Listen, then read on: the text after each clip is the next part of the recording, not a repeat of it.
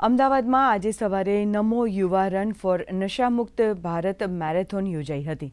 પ્રધાનમંત્રી નરેન્દ્ર મોદીના જન્મદિવસના ઉપક્રમે આયોજિત સેવા પખવાડિયા અંતર્ગત આ દોડ યોજવામાં આવી હતી।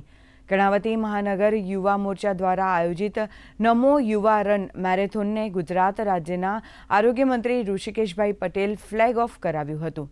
5 કિલોમીટરની આ મેરેથોનમાં શહેરના ખેલાડીઓ, અગ્રણીઓ અને યુવાનો જોડાયા હતા। વસ્ત્રાપુર લેકથી શરૂ થયેલી દોડમાં મહાનગર અધ્યક્ષ પ્રેરકભાઈ શાહ, મહાનગર યુવા મોરચા અધ્યક્ષ વિનયભાઈ દેસાઈ સહિતના મહાનુભાવો ઉપસ્થિત રહ્યા હતા। નશામુક્ત કરવાનો સૌથી સારો અભિગમ છે કે આજે સવારે 6 વાગે અમદાવાદમાં નજર ના પહોંચે ત્યાં સુધી યુવાનો જો જોડાય, એનો મતલબ કે ભારત તૈયાર છે।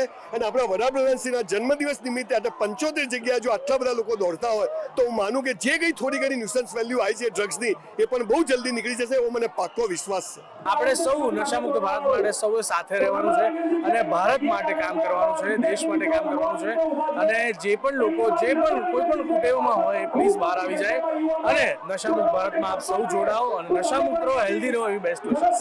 નશામુક્તિ ભારત માટે મારે બધાને એક જ અપીલ કરવાની છે કે આપણું સ્વાસ્થ્ય એ સૌથી મોટી લક્ઝરી છે, બીજી બધી જ વસ્તુ નકામી છે। તો follow, eat healthy, be with healthy people અને એવી હેલ્ધી લાઈફસ્ટાઈલ બનાવો કે આગળના ટાઈમમાં, એટલે આગળના 5 વર્ષમાં જે તમને સૌથી વધારે હેલ્પ કરશે એ તમારું ફૂડ, તમારું સ્વાસ્થ્ય જ છે। અને સ્વાસ્થ્ય સારું હશે તો તમે બધું અચીવ કરી શકશો।